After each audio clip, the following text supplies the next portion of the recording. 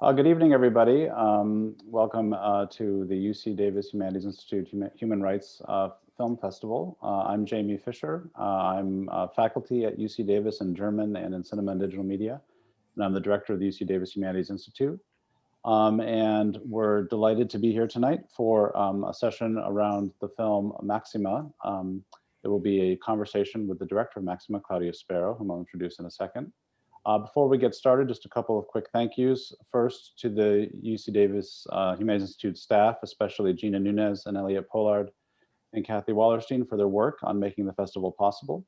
It was particularly challenging this year, as you can imagine, moving the festival online.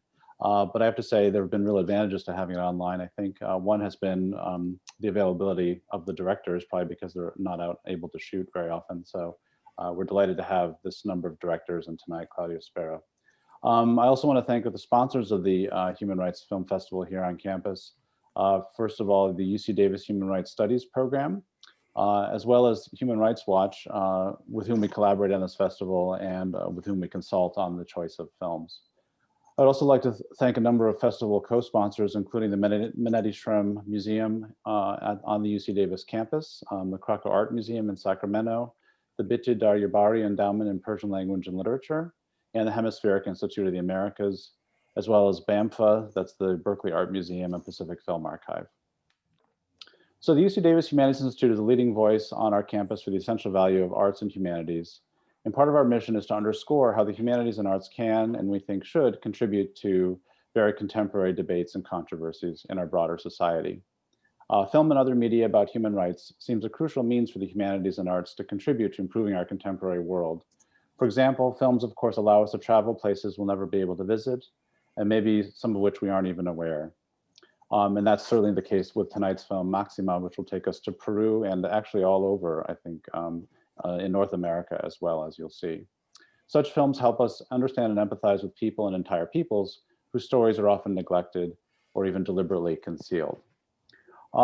For tonight's session, we have a format whereby our guest, our interlocutor guest, Professor Schlotterbeck, will ask questions for about 20 minutes or to half an hour of Ms. Sparrow, and then we'll open it up for questions from the floor. We ask that you use the Q&A function if possible in Zoom webinar to ask questions, but we'll check the chat room as well. So the director of our film tonight, Maxima, is Claudia Sparrow. Born and raised in Peru, Claudia Sparrow has been recognized as one of the 10 most prominent filmmakers in Peru. Her film, I Remember You, had a theatrical and VOD release in 2016. Her American Film Institute thesis film, El Americano, won an Emmy Award in the drama category. She is also the recipient of the Franklin J. Schaffner Fellow Award for directing El Americano. She is also a 2018 Film Independent Fellow. And she'll be in conversation tonight with Professor Marian Schlotterbeck. Professor Schlotterbeck is an associate professor of Latin American history at UC Davis and chair of the graduate studies designated emphasis in human rights studies. Okay, so Marian, you want to take us away? Yes. Thank you, Claudia, for joining us tonight and for this wonderfully powerful film that reminds us of the ways in which land rights are human rights. And I think that was encapsulated so powerfully in Maxima's declaration that our dignity does not have a price. So just to get us started, I wanted to ask you both kind of why did you choose to tell this story and how did you first come to meet Maxima? And kind of at what point in her struggle did the two of you first have a chance to talk? Thank you so much, Professor Schlotterbeck. Did I pronounce that well? Great. And thank you also to UC Davis for screening the film, for the support and having me tonight. It's very exciting to be here. And to everybody watching, of course. So I wanted to share that I actually had been living in the US for many years, back in 2016. And that is the time when Maxima Acuña won the Goldman Environmental Prize, which is equivalent to the Nobel Peace Prize for environmental activists. And that is an article, a Peruvian journalist wrote an article about her, and that's the first time that I heard about Maxima. And so I was completely shaken to hear her story, to learn what she had been through, what she was going through, and the fact that that was even allowed to happen. that a company, a transnational, was basically getting away with that kind of abuse for so many years. And so I was so taken by it and so upset about it that I thought that there must be something that I could do as a Peruvian filmmaker. So that was the starting point. The starting point. I thought maybe I'm able to do a short, do something just to give Maxima's voice a larger platform through film. So that's where it all started, basically. In the process of beginning the film and then entering into production, how did the narrative change? I'm sure you again kind of went in with one particular kind of understanding or one desire to tell a particular kind of story, but were there any surprising kind of twists and turns in the process of making the film and bringing it into production? Yes, so my goal was always to document, to give Maxima the opportunity to tell the story in her own words, to tell us her journey. And what we were not expecting going in, you know, we started by visiting her family in her land, in Traidero Grande, and so we started documenting her day-to-day, her experience in her land. What we were not expecting is that the legal cases were going to start happening in Peru. The criminal cases, basically the court, she got court dates for the verdicts while we had just started shooting. So we were not really expecting to be able to document that part because it was her lawyer, like nobody really knew when that was going to happen. It could be months away, years away. So you know, we basically just kept on going. Like originally we just thought we're gonna go there and like just shoot her life, her day to day, and then kind of see, continue to document her depending on what happens.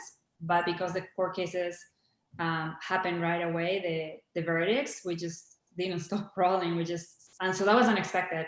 We obviously also were not expecting to be able to be there when she got a final decision, when obviously the case now went to the US. It was impossible to plan that. So that's, I think that how it just naturally shaped the story, the narrative. I think one of the most striking parts of the film is just how much intimidation and harassment the transnational company of Newmont Mining and the Yanacocha gold mining company kind of put Maxima and her family through. Could you speak a little bit to the possibilities, perhaps as you were filming, but also even more so in the present, in terms of just ensuring the sort of personal safety of Maxima? I know at one point you sort of meet the Ministry of Justice. The Minister of Justice goes and visits her land, which is an incredibly sort of powerful scene, and promises more protection from the very same police force that on the weekends are doing the dirty work of the transnational mining company. Has there ever been consideration, for example, of a human rights accompaniment program that would put sort of outside observers kind of on the scene with Maxima as a way to sort of prevent some of this ongoing intimidation? Yes, so that was a big challenge, you know, to this date, because Peruvian police are allowed to work for private companies technically during their time off.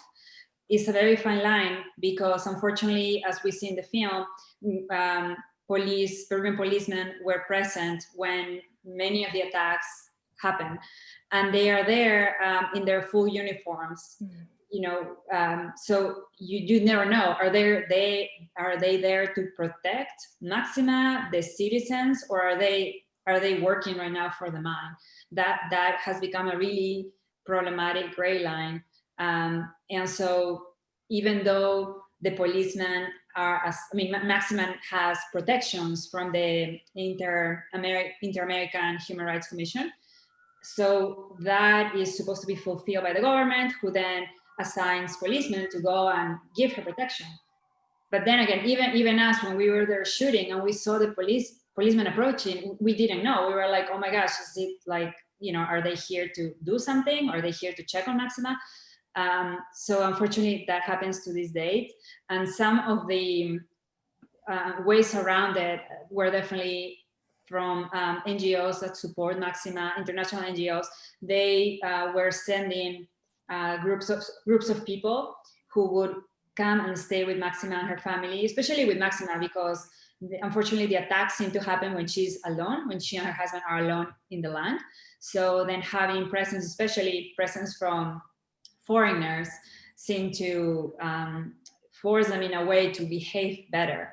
So that's definitely one of the ways that she has been getting some protection that has been efficient. Thank you.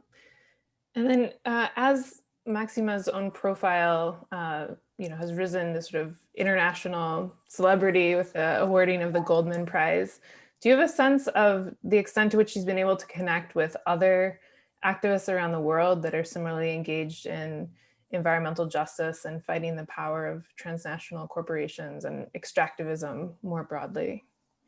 I think so. I think after, what was great about the award was that it definitely gave Maxima's story, like it gave her like an international exposure that she really didn't have as much by then. And I know that she's gotten support from activists, from other NGOs that work to protect the environment, that work to support indigenous rights. I know that she has gotten that support. I don't know of a specific activist that she's developed a relationship because of the award, but I do know that definitely her support like really opened up in a positive way. I would, in my opinion, since she won. I mean, there has been also some negatives, because there was also unfortunately room for negative press, especially locally. So that was something that was hard for her. But I think for the most part, it was obviously a very a positive event for her fight. And I'm just gonna follow up about kind of negative coverage or local tensions. Kind of one final question before I take some of our public audience questions. Can you speak to the ways in which Maxima's struggle against the Conga project and the sort of local and Peruvian activist movement that she kind of taps into or inspires really with her story? To what extent has that divided the rural community that she's from? There's sort of hints at some of the tensions with her neighbors in the film, but I wonder if you could speak to that just a little bit more. Yes, so unfortunately, the Cajamarca, the region where her land is become mostly a mining region, and mostly controlled by Yanacocha, because it's the largest mine, second largest in the world. And so the government has also played a role in the sense that they just support mining projects. They don't really give support to local farmers. So, and most of the people there are farmers or people who live off agriculture, raising animals. And so they feel, many of them have had to or have sided with the mining company because they just don't want any backlash against them. They don't want to, suddenly not be hired because they're against the project. Like, people are very sensitive about it in Cajamarca. The mine company has also successfully, they put a lot of effort, a lot of resources in PR. So they have succeeded in a way convincing some of the local people that mining is good for them, that Maxima is the enemy because she's stopping progress for the region, that they're actually not contaminating. And so there are, the community has unfortunately been divided on that sense. People that either really believe what the company's narrative and side with them, people who are afraid to stand up against them. So that has definitely been very hard for Maxima. And I'm going to say for also, I think one of the challenges that environmental activists face, that they can be isolated, they can feel attacked on a daily basis, even by their own communities. And that's very, I know for Maxima that's been really hard, very painful up until now. And a follow-up question now from one of our audience members, Michelle Pham. Do you know if the Peruvian media by and large is on the side of Maxima or on the side of the company Yanacocha? So unfortunately, the media, the mainstream in Peru is controlled by big corporations, by the powerful, I'm trying to find the right way to say it, but like economic powers, basically. They are the ones that own, in most cases, newspapers, television channels, and obviously they are pro-mining because Peru, the government wants to make people believe that, you know, Peru is a country that depends on mining, so we need mining no matter what. And so anybody who stands up against mining is bad. They are against progress. They are selfish. They are basically just acting against the benefit of most people. So that is basically the mainstream narrative. Unfortunately, you will see either cases like Maxima. Like Maxima is basically hardly ever portrayed in the mainstream. And when she is not in a very positive light. Or people, again, because they are just used to the narrative of like, oh, well, but we need mining. We're such a mining country. They just won't be unfortunately, very supportive of her. Very few people. I think that recently we have independent press, more independent news channels, and they are making an effort to really report the other side. And some people, especially younger generations, are really learning about it and realizing it. But for the most part, unfortunately, Maxima does not get a lot of support. Thank you. And now another question from an audience member. What did Maxima herself say about the film? Did she and her family have a chance to see it with an audience, and how does their presence perhaps affect kind of audience members' viewership? So we premiered last year, actually, at the Hot Dogs Film Festival in Canada, and we were able to fly Maxima and her lawyer Mirta to the premiere, and that is the first time when they saw the film. And for Maxima, it was incredibly emotional. Like Maxima was crying. And afterwards, I asked her, you know, how she felt about it. And, you know, for her, obviously, it was very painful because she had to relive everything. But at the same time, she was very thankful because she felt like, you know, now people know my story. You know, she did feel like the film accurately represented her journey. So you know, so that was great. But at the same time, obviously, it's not an easy film for her to watch. It's painful. And then her family got a chance to see, or most of her family got a chance to see it also during the Lima Film Festival last year with a Peruvian audience. And I think from what I heard, unfortunately I wasn't able to join them, is that the family was also had the same reaction. You know, it was hard for them, but they felt like it represented the journey. And then people in Lima, especially, that are disconnected, you know, what happens on the Andes. I got a lot of messages of people thanking me because they didn't know that was happening. And that's a bigger problem. Even in Peru, people don't know what is happening to their own people. And has the film since then been widely seen in Peru? And if so, what has been the reception? Not yet. We won the audience award at the Lima Film Festival, which was great because people reacted to it. We are now working on screening it. So hopefully on a more to the general public. So hopefully soon we'll be able to get it to most of them. And this is a question now about kind of your experience making the film. Did Yanacocha or the Newmont company ever try to stop you and your crew from filming? Did they ever turn some of the tactics of intimidation that we saw them use against Maxima directly against you and your crew? We didn't experience that degree of intimidation. That said, we were very careful. We always were a tiny crew. It was me, the sound person, a camera person, and maybe we were lucky, a PA. So we were always a tiny crew. We also got very small equipment so that to just not to call for a lot of attention. And I think that helped us. They always, however, when we were on Maxima's land, they were always around, like driving by, walking by, making sure that we know their presence. But again, we were kind of expecting that because they seem to behave better when Maxima has people visiting than when they are alone. And can you update us on what's happening now with the legal proceedings, particularly the civil lawsuit that was discussed and that was opened against Maxima? Has there been new developments since the filming ended? Yes, on the civil case is ongoing. I mean, I know that they have gotten some court dates, but nothing definite. It's still gonna be a few years for a final resolution.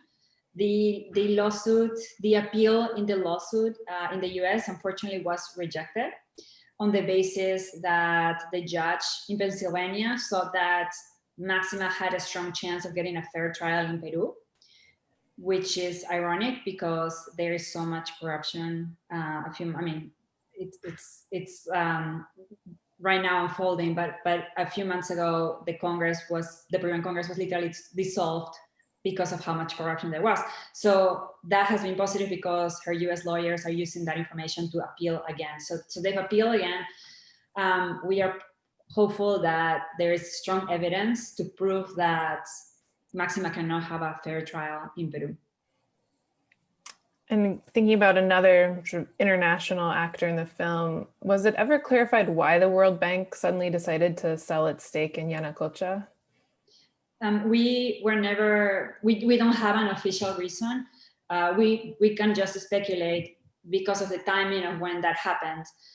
Basically, the US lawsuit was filed in, I believe, October 2017, and the World Bank sold their shares by January 2018. So because it happened, they had owned shares for 20 years.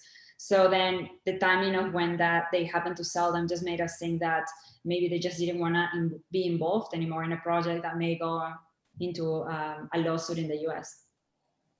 And now I have pivoting a little bit to ask a couple of questions about the sort of process of filmmaking itself. And the first is, was it difficult to secure financing for a film that explored these issues? And kind of in tandem, do you have any advice for aspiring filmmakers who want to make films that delve into topics of environmental justice and sort of fighting transnational corporations? Yes, unfortunately, I don't have great news on that end. It was incredibly hard to find financing. That said, we had it particularly challenging because we were US filmmakers or based in the US wanting to tell a story that mostly happens in Peru.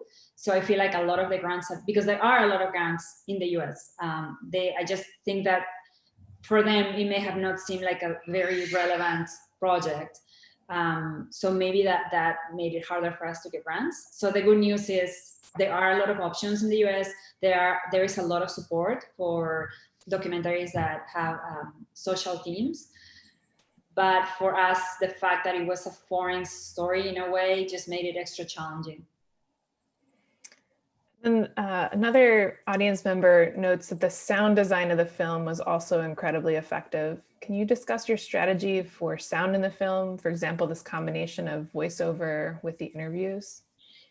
Yes, and I'm going to give all that credit actually to my composer, Mauricio Yasigi. He created a score. He produced all the original music in the film, and the score really plays in a way like sound design. And we worked really hard to actually use ambient instruments, but we didn't want them to sound like traditional ambient instruments. And actually, we also use a lot of water, a lot of wind, but he distorted them to just make them sound unique. And I think he did an amazing job at that, at making sure that the score represented how unique Maxima is. So I'm gonna dare say that most of the sound effect you're reacting to is actually part of the score. Thank you. And another audience member notes that the film is very visually arresting. Can you discuss your approach to visuals in the film? And also a more technical question, what did you shoot on? Sure. It's in a way, it was very, where Maxima lives is beautiful. It's gorgeous mountains, gorgeous nature anywhere you turn. So it was not hard to capture that beauty because it's around you. Obviously, I was also lucky to work with incredibly talented cinematographers that also were able to capture it, and Maxima in that environment. And in terms of what we shot with, it was a Sony, and I'm so sorry, I forget the exact model. It's a small Sony with Canon lenses that even though it's that allows you to again be very efficient because it's small. Yeah, it's very discreet, but also gives you like a great visual resolution. Great, thank you. And now another audience member wants to know, how did Maxima's family feel about the film, particularly about being filmed for it? They seemed cooperative in the documentary, but maybe also not really wanting to appear too much. Did you encounter any ethical questions about filming with her family? For sure. You know, they are not actors. So, you know, obviously they're human beings going through an incredibly challenging situation. So I was very mindful of that. And I was always very open and to talk to them about it. There were times where actually I was with them, but we were not shooting just because they asked that we didn't shoot, or it just felt, you know, that it was too intrusive.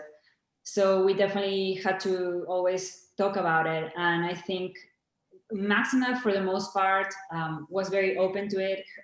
Her kids, I would say in general, they were all open to it.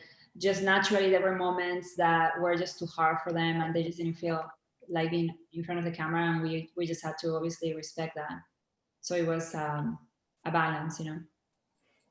And a follow-up question, again, one of the sort of early pivotal moments in this story is that 2011 sort of attack or the attempt to evict Maxima and her family from their land, including the police beating her daughter, who's left unconscious. And so was it difficult to obtain footage from that incident? And did you have, again, any kind of similar questions about sort of how to portray this violence, and particularly the sort of violence inflicted on her child? Yes, so it was not, actually luckily it was not too hard. The footage of that violent eviction attempt was recorded by Maxima's daughter in her cell phone. The challenge was that it was a very, very poor quality. Obviously it was a cell phone not meant to record video, but thankfully she managed to do it. So getting the actual video and other videos of the harassment wasn't too hard because it was part of the, in a way, evidence that her team had put together for her case. And we also got footage from the community, from the actual riots for the Conga project where people died and were injured. And they also were very cooperative because they wanted to show what happened. Most of them didn't really get a chance to do it, again, because mainstream didn't show as much. And another shocking incident that the documentary delves into is the mercury spill and subsequent contamination of an entire population of a community. Have there been any kinds of attempts to seek justice or reparations directly from the company or from the Peruvian government for the serious health impacts that have had on the community? Yes, unfortunately, the mercury spill is a tragedy, like a horrible tragedy, obviously not because of what happened, but then what the mine did was obviously try to downplay what happened in critical time where people needed to be getting treatment, but they were not being told the truth, so they only got more exposed.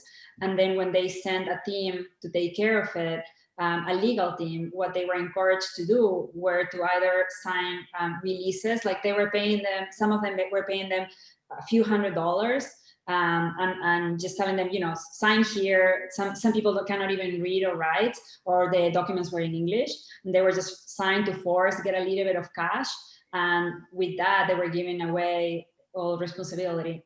Some of the people that didn't sign those documents then were part of a larger lawsuit that actually came to the US. What happened was that it took so many years that by the time that the lawsuit was settled, because it didn't go to trial, the amount, most of the money went to pay the lawyers. And so the people got almost nothing. And for whatever little they got, then they again had to sign that, a document agreeing to the settlement. And it's the biggest strategy because, we actually got to go to the town, and it's kind of a ghost town in the sense that it's still contaminated. People are still dying. They're still suffering the exposure to the mercury on a daily basis, and there's in a way nothing left to do because the company will tell you, oh well, it was settled. Oh yeah, we gave them health insurance, but the health insurance will only cover what are obvious signs of mercury poisoning, and at this stage, like 18 years later, 20 years later, they are experiencing like other degrees of exposure that are not covered under the insurance. So it's just like those people are like left to die basically. And to follow up again on another sort of tactic of intimidation that we see on the part of the company, one audience member is asking about the sort of scene towards the end of the film where security guards working for the company, sort of try to prevent Maxima from even using the road that enters her land. And so, I'd like to hear you say more about, if there is a public road, what kinds of questions about sort of guaranteed public access. It seemed like her land really was a sort of, had been surrounded by properties that the company had swallowed up. So to what extent did they have any legal grounds to try to prevent her from using that public road? And what kinds of challenges did that create for you, again, filming in this very contested territory that's kind of ambiguous about her land obviously belongs to her, but you have to go through this now privately owned corporate land for the project to get there. Right, so the argument is in theory, they may own some of the land, but they do not own, these are public ancestral roads. So they really do not have grounds to legally claim that. However, they do. They have set up security checkpoints that on every road to access Maxima's land. So for example, normally from the city of Cajamarca to Maxima's land, it would be a 2-hour drive. Because they have closed all entrances to her land, you now have to go through the mountains, and it's an 8-hour plus ride that is on dirt path, basically, and cliff tops, and then you get to the closest checkpoint, which is still a 20-minute walk, and it's like almost 15,000 feet of altitude, freezing temperature, so it's a really hard 20-minute walk, and they decide, it's up to them if they let you through or not. That hasn't changed. Sometimes it seems like it's a little easier. Sometimes they'll just still have you wait for a few hours, and sometimes they just may choose not to, and it's up to them ultimately, even though again these are public roads. And the film, in that sense, as we've talked about, was really remarkable for its depiction of the Peruvian National Police. Do you find that the police tend to be more on the sides of the multinationals?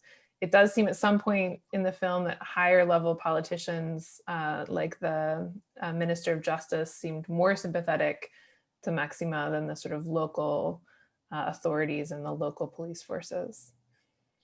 Right. I think policemen are put in a hard position because you're not paid very well, unfortunately, as a policeman in Peru.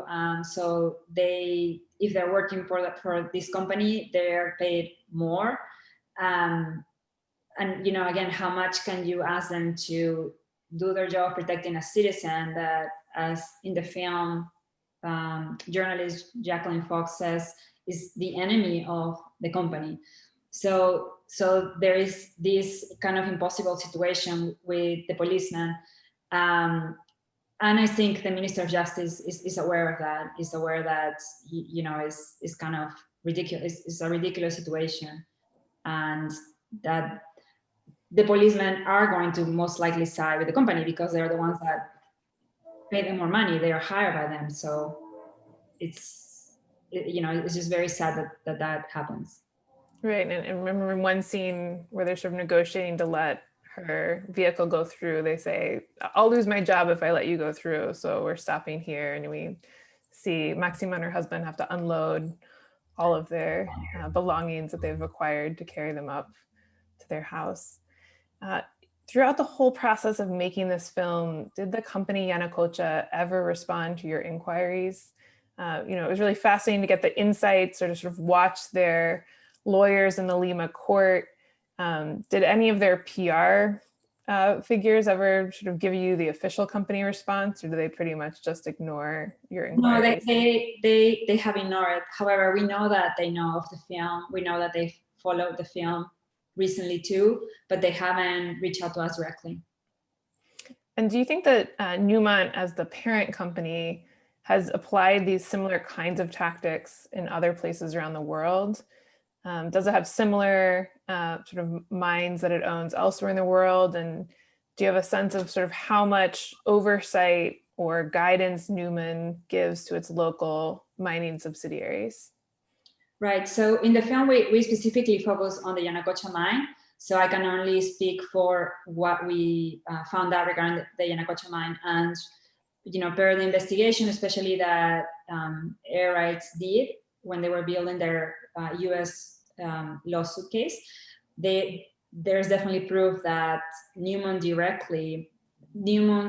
directs the operations, the security operations in Peru. So, ultimately they're the ones that are giving the green light to how police responds, how the mine workers respond to Maxima's case, and honestly, any situation relevant to security operations in the mine. So definitely we that is the evidence that we had about that.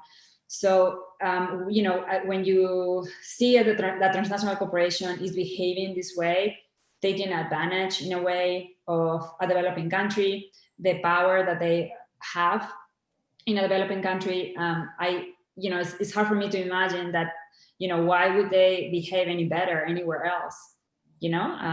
It's very disappointing because they have the means to do better.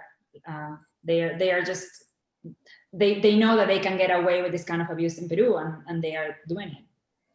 And based on Maxima's experience, do you have any guidance or advice on kind of what seems to be the best strategy or the best platform for fighting other similar cases against, again, the power of these multinational corporations, particularly when they're involved in different forms of extraction?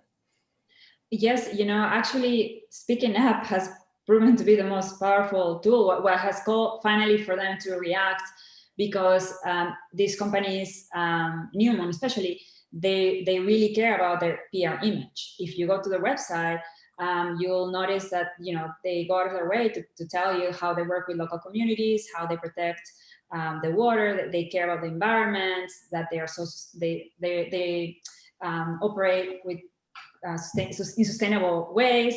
So that is what they have to prove to their investors, to their shareholders. So anytime, at least in Peru, when Maxima will speak up and just tell about a harassment episode or event, they would rush to send a PR, like a statement, of like trying to bring those claims down.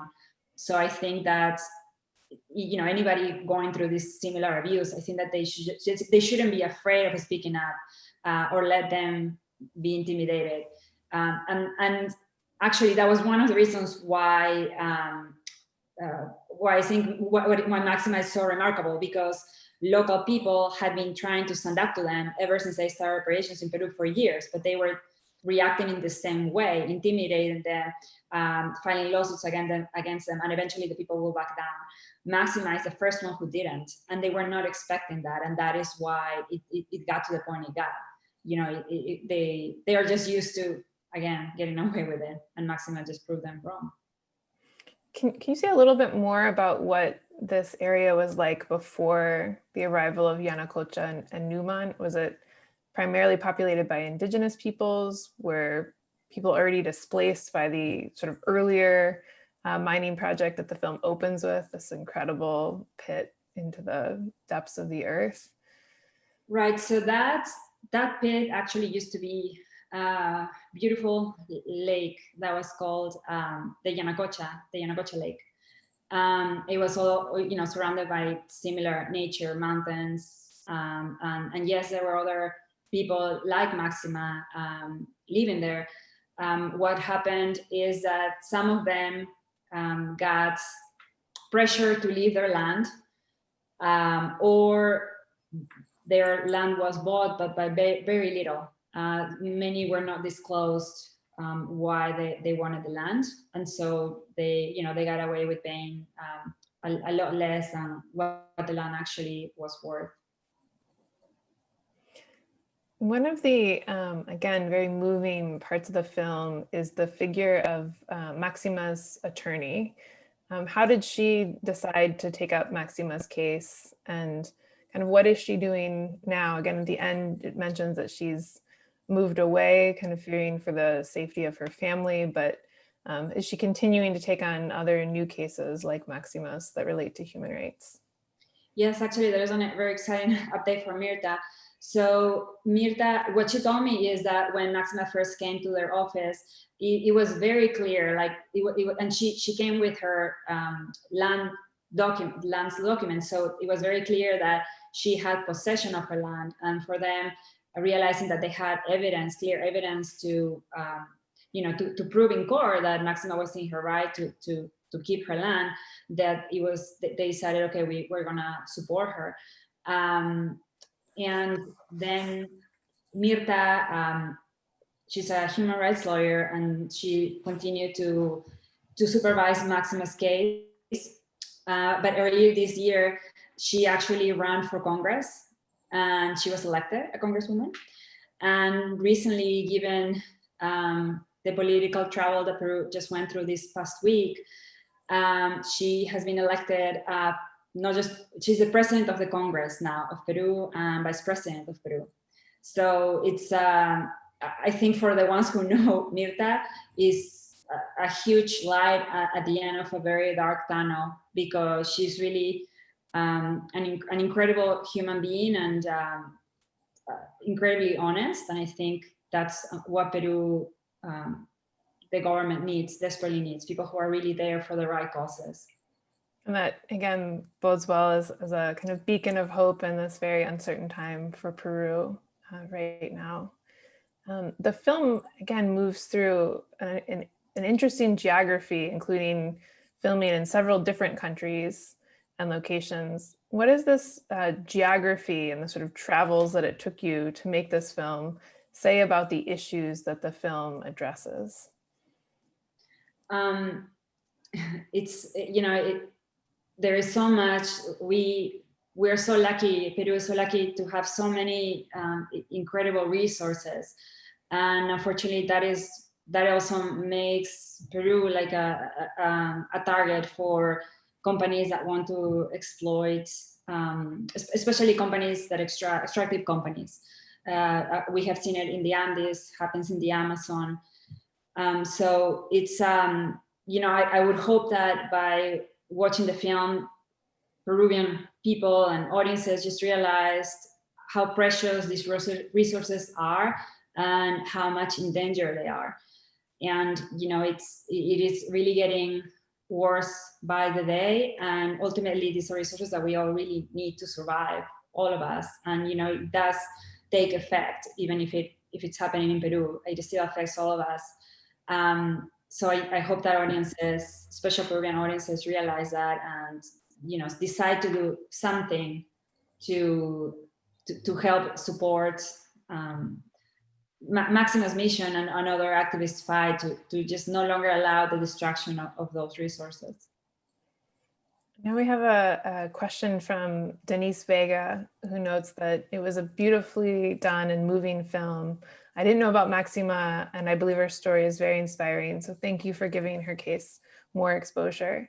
And Denise asks, is there anything we can do to help Maxima and support her cause? Thank you, Denise. Yes, so we have said, if you go to our website, which is standwithmaxima.com, we have set some calls to action that you can do. One of the ones that we ask anybody who has a couple minutes is to sign a petition, a change.org petition, in which we're asking Newmont to drop the lawsuits against Maxima and her family. So, and you know, every signature counts. There's a GoFundMe campaign that also goes, all the funds go towards supporting Maxima's legal fight and her expenses, because this may take years. Then, you know, you're also welcome to host a screening of the film. And we're always looking for partners that believe in that are as passionate about Maxima's story as we are, and who are also, who are supporting the environment, sustainability, human rights. So feel free to obviously also reach out. You know, we're happy to work together. And so just two final questions before we're unfortunately out of time. The film ends on such a strong note about water rights and the importance of protecting this natural resource. Can you elaborate on what's been happening with water rights in and around the mine in sort of Maxima's land? So the irony is that per Peruvian law, mining shouldn't occur where they're on watersheds. The Yanacocha mine is on a watershed. It's all, you know, it's all water. So obviously, again, the Peruvian government has major responsibility for that too. Hopefully Newmont and companies like Newmont also take that into account. Once they extract the gold, basically the land and the water are destroyed forever, you know, forever. So these are resources. So again, you know, you have to put in the balance, like what is the real price of gold or the metals that are being extracted. So for as long as there is mining in that area, unfortunately, the water is gonna continue to be contaminated. So that is why the locals, Maxima and the locals, are really fighting to bring attention to this, so that the water is not contaminated, because again, there's no going back once that's happened. And one final question, can you share with us what your next or ongoing projects are? I cannot, but all I can say is that it's about, you know, I'm developing a couple projects that are about very strong women. So I am very happy about that, because I loved working, you know, being able to document Maxima's journey, and I hope that I get the opportunity to do the same with other remarkable women. Thank you so much, Claudia, for sharing your insights and for your courage and determination to make this film and to bring Maxima's message to the farthest corners of the world. Thank you to our audiences at home who screened the film and joined us today for this live discussion session. Just a reminder, we have another Q&A session that starts at 5:10 tomorrow. Please refer to the Human Rights Film Festival website to learn more details about that event. Once again, thank you everyone for joining us.